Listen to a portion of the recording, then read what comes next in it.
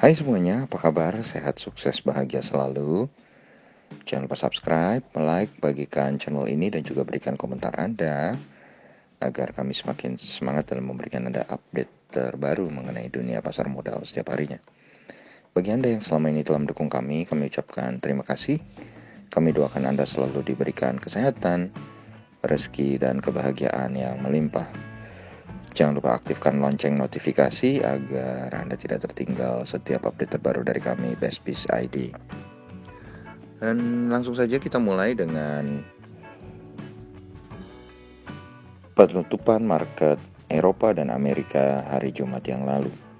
Memang kalau kita lihat market Amerika sendiri selama market Indonesia tutup, keadaannya cukup bergelombang, sempat turun dalam, cukup parah karena memburuknya data jobless claim yang langsung diikuti dengan tingginya inflasi yang kemudian membawa efek ketakutan orang akan adanya tapering atau taper tantrum yang pernah terjadi di 2013, di mana naiknya suku bunga obligasi Amerika dengan cepat akhirnya membuat dana dari emerging market, dana-dana dari equity berpindah dari saham ke obligasi Amerika yang cenderung lebih safe ya. Karena ini ada perbedaan yang mencolok antara yang betul-betul investor dengan yang spekulasi. Jadi yang betul-betul real investor yang memang menginginkan keamanan, banyak yang pindah ke obligasi Amerika ketika itu. Dan kalau kita lihat memang posisi terakhir dari Dow Jones sendiri sudah mengalami kenaikan 360,7 poin atau kenaikan 1,06% ke 34.382. Sedangkan Nasdaq mengalami kenaikan 2,32% atau 304,99 poin ke 13.430. Dan S&P 500 mengalami kenaikan 61,4 poin atau 1,49% ke 4.174. Dan memang pemimpin dari kenaikan saham-saham Amerika kali ini adalah saham-saham teknologi atau Nasdaq yang betul-betul turunnya sangat dalam, sangat signifikan beberapa waktu lalu, berhasil jump keluar dari tekanan dan kembali berada di atas 13 ribuan. Sedangkan kalau kita lihat market Eropa juga sama, market Eropa juga recovery dengan baik.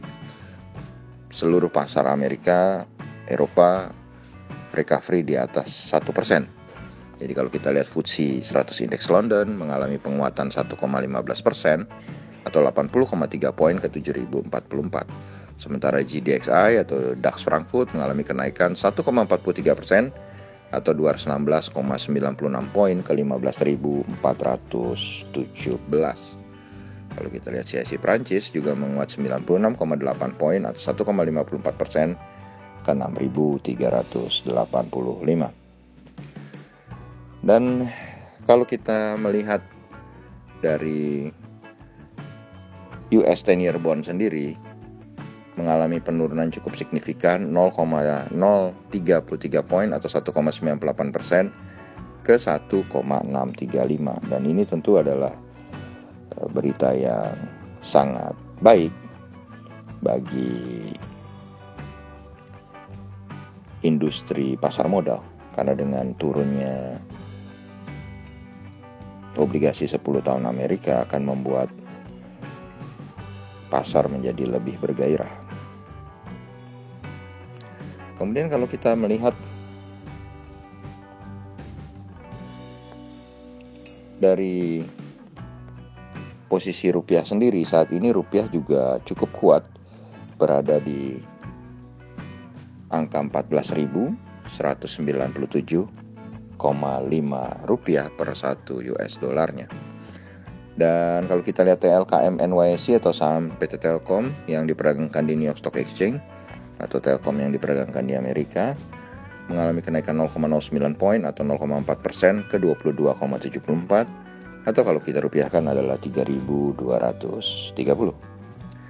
Lalu kemudian kalau kita lihat EIDO sendiri atau ETF Indonesia yang diperdagangkan di Amerika, jadi kumpulan 31 saham Indonesia yang diperdagangkan di New York Stock Exchange ini, apa itu EIDO, apa itu ETF, apa itu saham-sahamnya, Anda bisa googling, mengalami kenaikan 0,32 poin atau 1,49% ke 21,78.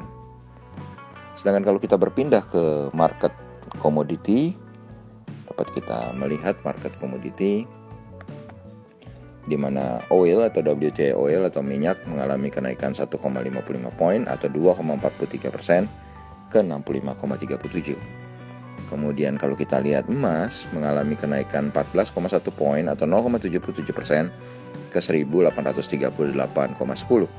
Timah mengalami kenaikan 342,5 poin atau 1,8% ke 29.512,5. Sementara nikel mengalami kenaikan 1,8% atau 312,5 poin ke 17.647,5.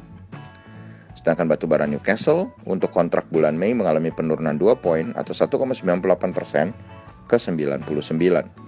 Sedangkan untuk kontrak bulan Juni, batubara Newcastle juga mengalami penurunan cukup masif 2,3 poin atau 3,25% ke 101,25. Memang kelihatannya penurunan batubara ini cukup signifikan ya, 2% atau 3%. Tetapi kalau kita lihat selama market libur, memang market untuk coal ini juga mengalami kenaikan yang cukup pesat. Karena batubara akhirnya bisa menembus angka 100 US dollar. Kemudian kalau kita lihat untuk batubara Rotterdam juga sama, batubara Rotterdam mengalami koreksi juga 0,30 poin atau 0,35% ke 85,4. Sementara untuk kontrak bulan Juni, batubara Rotterdam mengalami penurunan 0,5 poin atau 0,58% ke 86,30. Sedangkan market CPO hari ini tetap close, dan wood pulp atau bubur kertas mengalami kenaikan 12,5 poin atau 0,24% ke 5.212,5. Kalau kita melihat dari market Indonesia, maka pagi ini yang banyak diberitakan tentu saja yang pertama adalah konsumsi lebaran yang akan dianggap akan mengungkit atau menaikkan ekonomi di kuartal kedua kali ini. Kemudian banyak yang membahas soal retail, soal grup Lipo, terutama kenaikan saham-saham grup Lipo. Kemudian ada yang juga beritanya membahas kenaikan dari penjualan mobil, di mana akan menguntungkan dari emiten-emiten yang berada di sektor mobil, yaitu IMAS dan juga ASII. Dan itu adalah berita-berita yang mendominasi hari ini, selain tentu saja berita-berita tentang kenaikan harga emas yang juga akan sering dikaitkan dengan emiten-emiten emas ya. Dan lalu kita berpindah sejenak ke opening dari market regional Asia, di mana kalau kita lihat pagi ini indeks yang ada di Asia juga cukup berwarna-warni, di mana indeks Nikkei 225 Tokyo Jepang saat ini berada dalam posisi negatif 0,43% atau 119,47 poin ke 27.965. Sedangkan indeks Kospi Korea atau Kospi Seoul juga mengalami pelemahan 5,54 poin atau 0,18% ke 3.147,78. Sedangkan S&P ASX 200 Sydney mengalami kenaikan 0,34% atau 23,7 poin ke 7.037,90. Jadi kalau kita lihat dari opening dari market Asia sendiri memang tidak tampak kesamaan, di mana ada yang justru berada dalam jalur positif dan ada juga yang berada dalam jalur negatif. Sedangkan kalau kita lihat posisi dari dolar indeks sendiri saat ini adalah 90,393 atau mengalami penguatan 0,08% atau 0,072 poin. Sedangkan Dow Jones Index Future mengalami penurunan 72 poin atau 0,21% ke 34.246.